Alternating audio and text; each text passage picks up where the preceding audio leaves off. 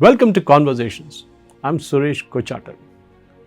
It's a question that many people are asking from the last 4 days, or rather a week. Why has President Trump changed in his attitude towards India?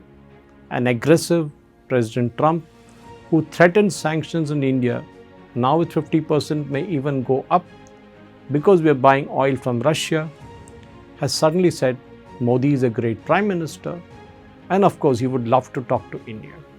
And he'll be soon speaking to Prime Minister Modi and even signing up a deal with India. What changed? The main reason why political observers are saying is that it is China's embrace with Russia and India that has pushed US into a corner. If you ask me, that is a question. Has it really happened? It's a complex situation. And yes, there is strong evidence to suggest that the US tariff has pushed India to go towards China and Russia, look at new markets, and of course, make diplomatic moves like was done at the SCO Summit. And the famous move, the famous photograph of President Putin, Xi Jinping, and Prime Minister Modi, all three in one frame, seems to have jolted President Trump. The SCO Summit has actually made more moves than one. It has actually nudged India into an assertive posture, including some warming towards China and Russia, rather than a pallying up, as one can call it that for. It's not a straightforward alliance. India has a relationship with Russia that goes back to 60, 70 years. With China, we have our own problems, which I'll talk about it later. But let us look at what really happened and a breakdown of what the sources indicate, what India seems to be doing, and what this might mean in the long-term plan. Let's look at why this is happening, or rather, why it happened. We all know that the tariffs from the US on India was killing, still is, at 50%, which is 25 plus 25, which is because the basic tariff stayed at 25 and the oil part of it was 25, which all of you know. But this tariff was only on certain sectors. Pharmaceuticals was exempted, so was IT, and a few other small ones. But for us, the major ones like gems and jewelry, textiles, shrimps, all got impacted. They are still impacted.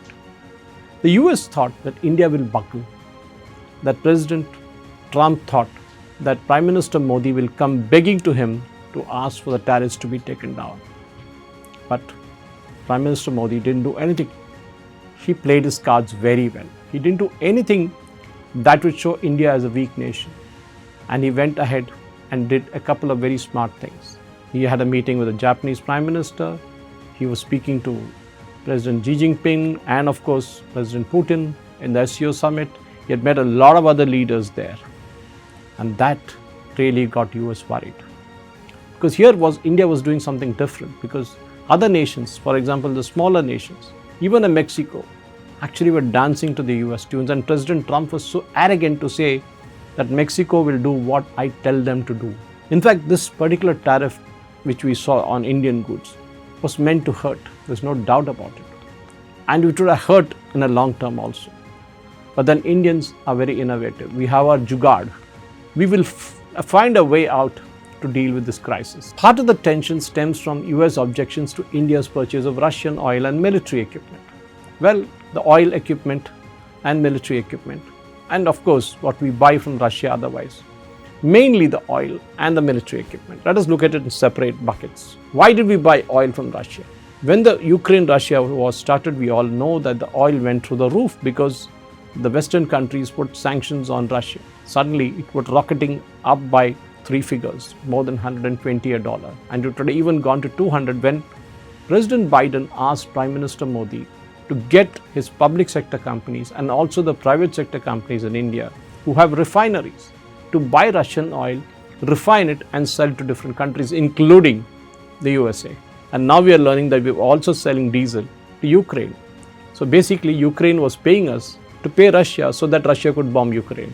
That's what President Trump's logic would be. But the Tianjin meetings changed all that, because suddenly we saw India, Russia and China sitting on the same table. Of course, there were many other nations, as I indicated before, under the SCO Shanghai, which is the Shanghai Cooperation Organization. And Modi and Xi made statements about being partners and not rivals, and emphasized that improving the ties and cooperating on trade, regional stability matters. And those famous words, the elephant and the dragon will dance, and they will dance. India's strategy of strategic autonomy is not simply choosing sides. In fact, India is trying to balance relationship, asserting its own space. Remember, a tough nation will always be respected, and President Trump has realized it, that India will not bend, no matter what pressure he put on them. In fact, the rhetoric that we saw from Delhi, it actually didn't say anything of that sort. There was no shrill statements, there was no chest beating, nothing. Cool. It was Dr. Jaishankar who was dealing with all the comments and some other ministers, but Prime Minister Modi didn't speak a word about the tariffs. Of course he did, when he was addressing certain public meetings where we said, we need to now look inward, we need to do local marketing, we need to sell those products in India, we have to find new markets for which the government would help. In fact, the Chinese-Indian ties can also be looked at from the marketing perspective, from the sales perspective, through a third-party lens. I mean, it is not just an anti-US move that India went to China. There was a meeting and obviously Prime Minister Modi would go for it.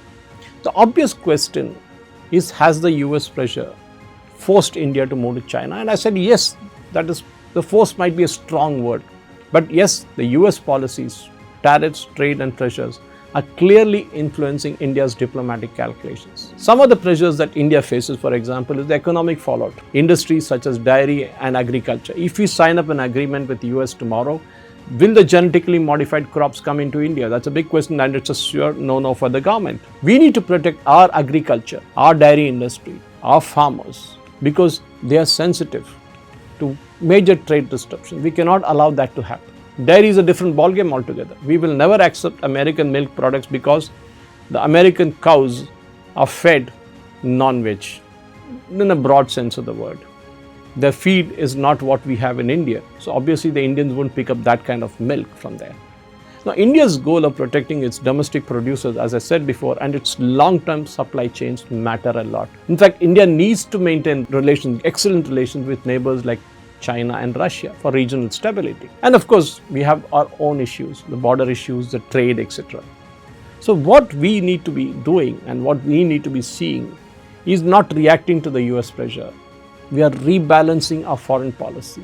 We are re-engaging with China and Russia, and more visibly than in recent years, but yet without giving up the strategic independence. That is why suddenly you see President Trump is saying he is ready to sign a deal with India. Did we say so? No. But Prime Minister Modi responded in a very diplomatic manner, saying we are glad, we are speaking to each other, and it will be good to have good relations with the United States of America. But on our terms, not on President Trump's terms. That is very, very clear. President Trump can arm twist the EU, he can arm twist Mexico, he can arm twist Canada, he can arm twist Vietnam, but he cannot arm twist Bharat. And that's very, very clear.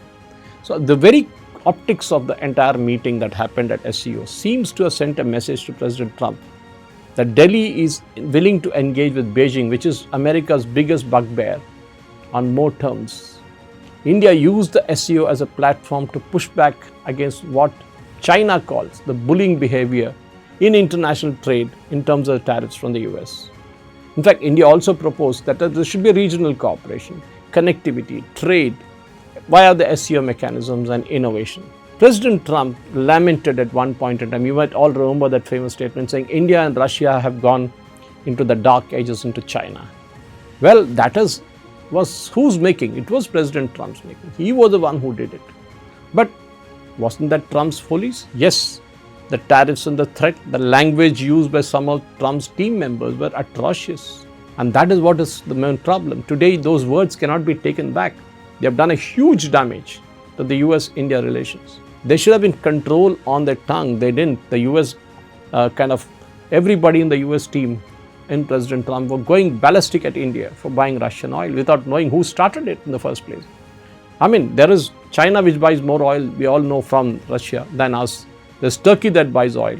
There's Europe which is buying oil and gas. Everybody is doing it, but why are we only being targeted? It's obvious that President Trump didn't like the fact that Prime Minister Modi was not groveling before him, He was not prostrating before him.